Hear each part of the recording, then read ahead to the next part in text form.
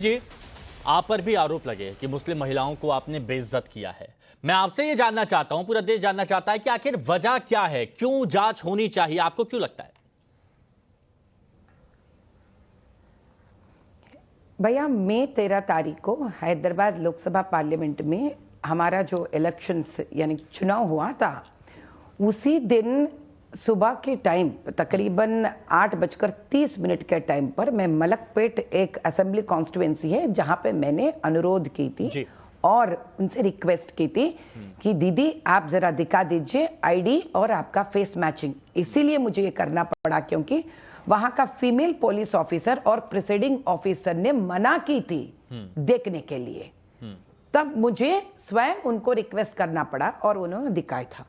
उसी दिन आप सबको जानना चाहिए कि याकुतपुरा असेंबली कॉन्स्टिट्यूएंसी में गोल्डन जुबली स्कूल के अंदर जो एक पोलिंग बूथ था, वहां पर 16 साल की माइनॉरिटी लड़की से बुरके के अंदर एमआईएम के एजेंट ने 2 बार वोट डलवाई थी और वहां के प्रिसाइडिंग ऑफिसर ने उस लड़की को पकड़ लिया था। यही हमारा कहना का मतलब था कि ये जो बुरके के आड़ का फायदा उठाने वाले गैंग को अगर हमको पकड़ना है तो हमको चुनाव आयोजना का हर वो नियम और कानून को हमको पालन करना पड़ेगा। ये बात मुसलमान औरतों का नहीं, ये बात एमआईएम जैसे लोग जो इसका गलत फायदा उठाते हैं उनके बारे में।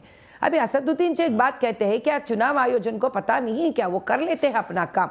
अगर इतना पता था ये सब तो मई 13 तारीख को उनके ही खुद का पोलिंग एजेंट अराफत, जो उसका खुद का बांजा है, मां बहन गाली देते हुए है 1000 से ज्यादा तादाद में गुंडों को लेकर मेरे ऊपर क्यों आए थे मुगलपुरा के चौरस्ता पे जब 144 सेक्शन लगना था। उसके बारे में तो असदुद्दीन आज तक मुंह तो नहीं खोले उन्होंने। तो उनके यहां हिंदू औरतों को मां बहन की गाली दे सकते हैं खुद के परिवार से, उससे कोई चोट किसी को नहीं पहुंचता। अगर ट्रिपल इंस्टेंट तलाक निकाली जाती है उसके वजह से औरतों को, मुसलमान औरतों को, बहनों को एक राहत मिलती है तो वो नहीं चाहिए उनको, तब मुसलमान औरतों का कोई इज्जत नहीं है इनके लिए। लेकिन जब इसके बुरके के आहट में इसके पीछे ये लोग खुद गर्जी से ये लोग वोट डालते हैं और इसको रोकने की प्रयत्न हम सामान्य जनता से करने की कोशिश करते हैं तो इनको कहीं से इतने भड़क जाते हैं लोग। अच्छा माधवी जी, ये तो ओवैसी साहब की बात रही, ये तो असदुद्दीन ओवैसी की बात रही, लेकिन कांग्रेस भी इसे अल्पसंख्यक महिलाओं की कपड़े पहनने की आजादी से जोड़ रही है, कपड़े पहनने की आजादी से।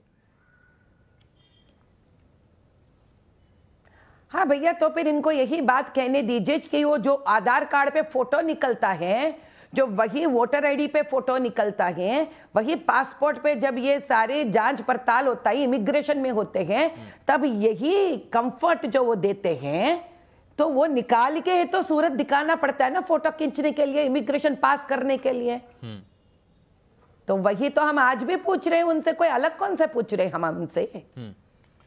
अच्छा भैया, आम जनता औरत को, मुसलमान औरतों को इससे दिक्कत नहीं है, उनको दिक्कत नहीं है। ये दिक्कत कांग्रेस को और एमआईएम जैसे खुदगर्ज नेताओं को है जिनका फायदा वो उठा नहीं पा रहे अब की बार। अच्छा, बिहार के दरभंगा में भी ऐसा मामला सामने आया, बिहार के सीतामढ़ी में भी ऐसा मामला सामने आया, इससे पहले के चुनावों में भी ऐसा मामला आया था कि जहां बुरके की आड़ में फर्जी मतदान किया जा रहा था। तो जो मुस्लिम बाहुल इलाके हैं, क्या वहां पर यह बोगस वोटिंग एक बहुत बड़ा मुद्दा है जो चुनावों में इंपैक्ट डाल सकता है? बहुत ही बड़ा मुद्दा है भाई साहब, क्योंकि मैं बताती हूं, Chandrayan Gutta polling booth number 40 Rakshapuram, वहां पे तो आप यकीन नहीं कर सकते हैं कि यही आड़ में सुबह से जितने भी लोग आए उसमें आधा खत्म होने के बाद आधा तो ये लोग रिगिंग भी कर लिए हैं, जिसका कंप्लेंट हमने पुलिस ऑब्जर्वर को और सबको दिया था उसी दिन। और ऊपर यहां तक कि कॉर्पोरेटर का घर भी था। आपने कहीं सुना है कि एएमआईएम के कॉर्पोरेटर का घर ऊपर रहे और नीचे के कमरे में वो लोग पोलिंग बूथ बना लिए? अब आप बताइए, तो कौन सा पाबंदी, कौन सा नियम का यहां पर इलेक्शन आयोजन का, चुनाव आयोजन का वहां पे पालन हो रहा था वहां पर? तो माधवी जी, क्या इस चुनाव जगह आयोग पे की तो तरफ से ये एक उनके ऐसा लिए और मुद्दा है जहां आसान पर है ना, कमी रह जो गई? मनमानी है कर लो। चुनाव आयोग की तरफ से क्या ये एक ऐसा मुद्दा है जहां कमी रह गई, जहां पर बहुत ज्यादा फोकस करना चाहिए था लेकिन एक लूप होल हो गया? हाँ जी, बिल्कुल मैं कहती हूं, क्योंकि हमने बार बार कितने ही खत लिखे थे इलेक्शन कमीशन को, और central election commission of India ये जिम्मेदारी यहां पे स्टेट इलेक्शन कमीशन को देती है, और स्टेट इलेक्शन कमीशन वाले इस पर बिल्कुल ही किसी भी प्रकार का इंटरेस्ट, दिलचस्पी दिखाने के लिए सामने नहीं आए। आप देखिए, मैं आपको यहीं पे 2 मिनट में आपको दिखा देती हूं। उस दिन हमारे यहां पर सीईओ थे यहाँ के, ये देख के अगर आप दिख सकता, ये चार मीनार के बूथ है, हाँ। जहां पर मैं गई थी, कौन से वक्त, या मैंने यहां पर इनको लिखा था, this booth ID is not being checked with face. अच्छा। और ऊपर देखिए विकास राज जी हैं, ये दीजिए विकास राज जी, सीईओ इलेक्शन।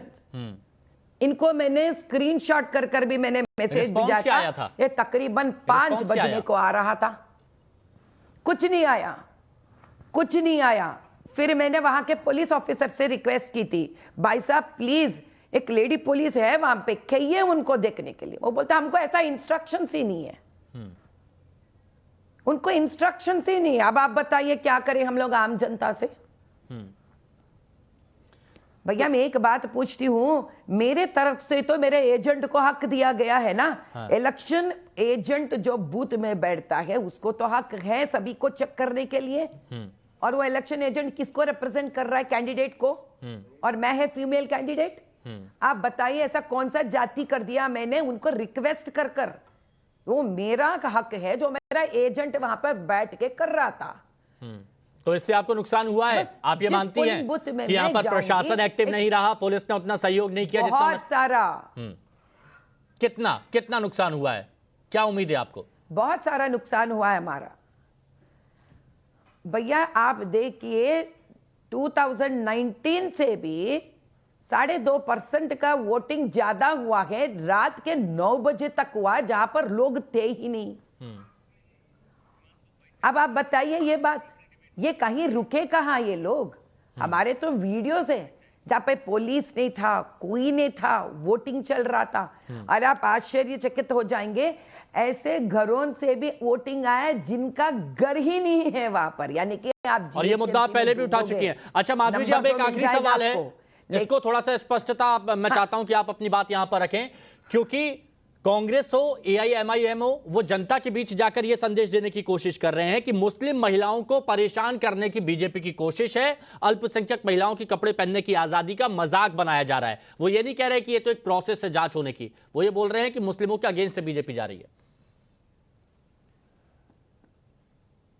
अगर भैया इनको मुस्लिम औरतों का मर्यादा करना है, पहले इंस्टेंट ट्रिपल तलाक जैसे मुद्दे को उखाड़ फेंकने वालों का मर्यादा करना सीखिए। इंस्टेंट ट्रिपल तलाक के वजह से कई मुसलमान औरतों की जिंदगियां रोड पे आ चुकी है, उनके मदद पे ठहरने के लिए कोशिश कीजिए, उनके आंसू पहुंचने की कोशिश कीजिए। भड़काऊ भाषण देकर मुसलमान माओं के बच्चों को बाहर दंगे पे फंसाकर उनका जान निकलवाने के जो काम करते हैं ना, उसको खत्म करने की कोशिश कीजिए। अच्छा। लेकिन एक प्रशासन में जो नियम है, वो नियम में टांग अड़ाकर आप देश के विरोध बन रहे, देश के द्रोही बन रहे। आप कोई खास अच्छा काम नहीं कर रहे आप।